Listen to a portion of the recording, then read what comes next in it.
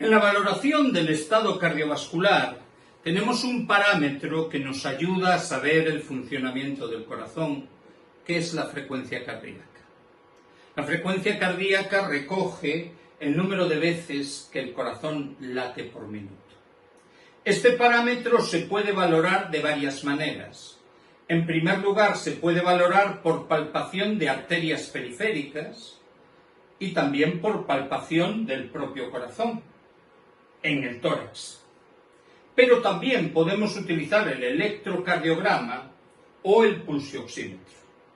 Así que cuando estamos en una situación de emergencia, normalmente lo primero que hacemos es colocar un pulsioxímetro porque nos dirá la saturación de oxígeno y la frecuencia cardíaca. Siempre tendremos que saber los niveles considerados normales de frecuencia cardíaca, sobre todo en los recién nacidos y en los adultos.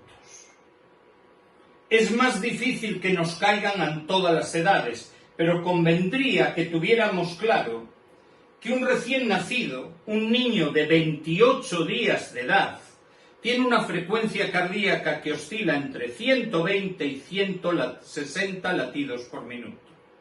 Aquí hay que aclarar, esto incluiría también a los prematuros.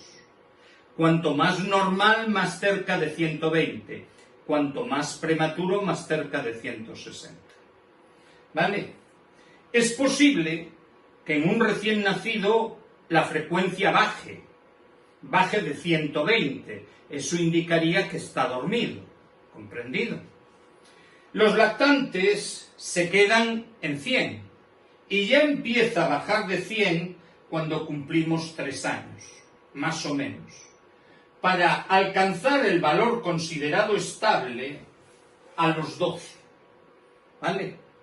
60 a 100 son la frecuencia cardíaca considerada normal en un adulto, pero se suele alcanzar en las edades de la adolescencia, cuando nuestro cuerpo adopta ya prácticamente el tamaño definitivo. ¿Vale? Nunca ha habido necesidad de estudiarse los niños de edad preescolar o escolar, pero conviene que recién nacido lo marquéis como braga y tanga, e incluso que los lactantes, 100, 160, os suene un poco.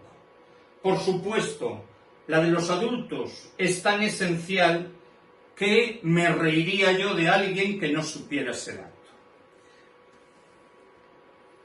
Toda frecuencia superior a 100 latidos en los adultos y toda frecuencia superior a 160 es una taquicardia en los recién nacidos. ¿Vale? Tenemos que tener claro, las taquicardias no son siempre patológicas. Si proceden del nódulo sinusal, serían consideradas normales. Y toda frecuencia inferior a 60 latidos en los adultos y a 100 latidos en los recién nacidos se llamaría bradicardia. ¿Comprendido? Así que un recién nacido con menos de 100 latidos por minuto estaría bradicárdico, mientras que un adulto tendría que tener menos de 60. No menos de 50, menos de 60. La frecuencia varía en función de muchos elementos: postura, estado emocional, dolor, incomodidad, fiebre, haber comido o toma de medicamentos. Y puede ser necesario esperar un tiempo para tomar la frecuencia cardíaca después del ejercicio. En una persona normal, el ejercicio físico debería forzar a la frecuencia cardíaca a elevar sus valores, y en 2-3 minutos debería estar por debajo de 100, pero luego tardará unos minutos, incluso medias horas a veces, en alcanzar el valor normal. ¿Comprendido? Así que la frecuencia cardíaca de un sujeto que acaba de correr o de que acaba de sufrir una impresión nunca es la normal. Por eso nosotros tenemos que advertir que cualquier hecho de actividad física falsearía este dato. La toma de pulso periférico no solo nos permite detectar la frecuencia cardíaca, sino que también nos permite obtener datos del estado de la arteria. Recuerdo, solo pulsan las arterias y siempre es posible que os pregunten la localización de esas arterias. La zona precordial, que es la zona del latido central, del latido del propio corazón, cuarto espacio intercostal izquierdo, línea medioclavicular. Siempre aconsejo que estudiemos quinto espacio para recordarlo como V4 o como el foco mitral, que puede desplazarse hacia la axila en personas que cambian de postura o con edades diferentes. El pulso radial, nunca utilizar el pulgar porque tiene pulso propio, y si detectamos pulso radial, sabemos que la tensión arterial por lo menos es de 80 milímetros de mercurio. Por debajo de 80 el pulso radial se pierde. Después tenemos el pulso femoral en la zona inguinal. Desaparecería con 70 latidos por minuto. El pulso popliteo en la parte posterior de la rodilla, el pulso tibial posterior en la parte posterior del maleolo tibial, el maleolo interno, el pulso pedio en el dorso del pie entre el primero y el segundo dedo. Y luego el pulso carotídeo en el cuello sobre la arteria carótida, que de no detectarse indicaría una tensión arterial de 60 milímetros de mercurio. ¿Vale? Por debajo de 60 milímetros de mercurio. Siempre hay que tener cuidado cuando se palpa el pulso carotídeo, porque si lo hiciéramos muy arriba, podríamos contraer el seno carotídeo, donde están los vasoreceptores, y provocar un síncope. ¿Entendido? Es muy importante recordar: radial desaparece a los 80, femoral a los 70, carotídeo a los 60. Radial a los 80, femoral a los 70, carotídeo a los 60. Y siempre hay que recordar que cuando el pulso es irregular habrá que contar durante más de 15 segundos. Tenemos varios pulsos que conviene dejar claro, ¿vale? Normalmente el pulso apical es el sitio más seguro, exige un fonendo y se contarán los latidos durante mucho tiempo.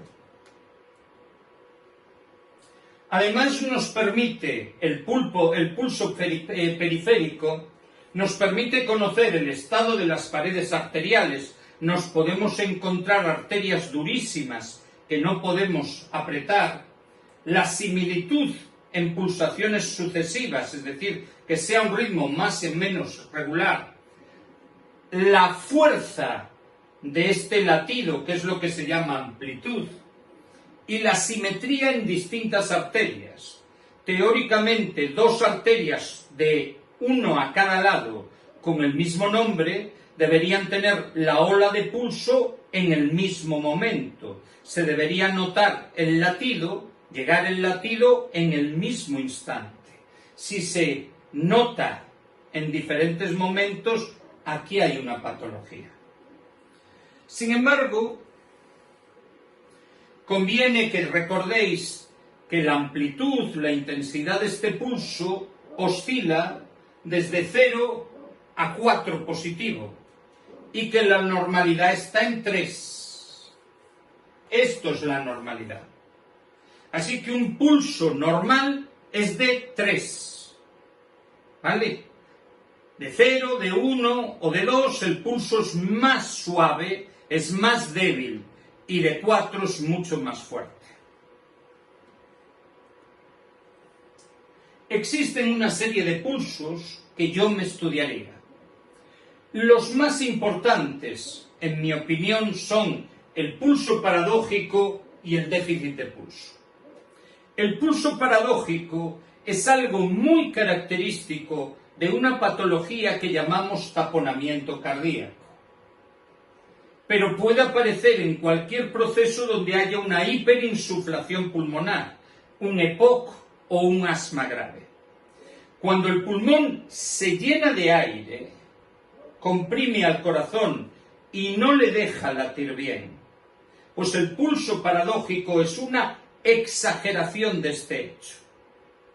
Entonces, cuando el individuo inspira y llena sus pulmones de aire, si estuviéramos tomando el pulso, notaríamos que cae 20 latidos. ¿Vale? ¿Entendido? Luego, siempre hay que advertir, esto es difícil de medir. Si tenemos que contar un minuto entero, a ver qué guapo mantiene la inspiración controlada. Así que es preferible hacerlo con un manguito, con una toma de tensión. Así que, aunque el pulso paradójico nació tomando el pulso y comprobando un descenso de sus valores en inspiración, que indicaría taponamiento cardíaco, hoy se hace con un fonendo y un manguito de tensión. Al apretar el manguito, comprobaremos, si inspiramos, que la tensión cae 20 milímetros de mercurio. Dije antes 20 latidos y son 10 latidos. ¿Comprendido? Pulso paradójico es una disminución de tensión arterial y de frecuencia cardíaca al inspirar, debido a que el pulmón comprime a ese corazón con taponamiento. También es obligatorio recordar el déficit de pulso. Resulta que un sujeto taquicárdico, cuando manda una frecuencia muy elevada, los latidos llegan con tanta rapidez al brazo que se acaban sumando. Es decir, al palparlos, no distinguimos todos de forma individual, sino que se agrupan varios y parecen el mismo latido. Ese es el concepto de déficit de pulso. Si yo controlo la frecuencia cardíaca a nivel cardíaco y luego la comparo con la frecuencia que tenemos en el pulso radial de un sujeto taquicárdico, descubriré que no coinciden, que en la radial hay menos latidos. Esto es normal en una taquicardia elevada. Esto es lo que se llama déficit de pulso, debido a que se suman varios latidos y se sienten como uno. También la presencia de extrasístoles, que origina un latido más débil y luego un latido normal, origina el pulso alternante. Esto sería todo por este vídeo.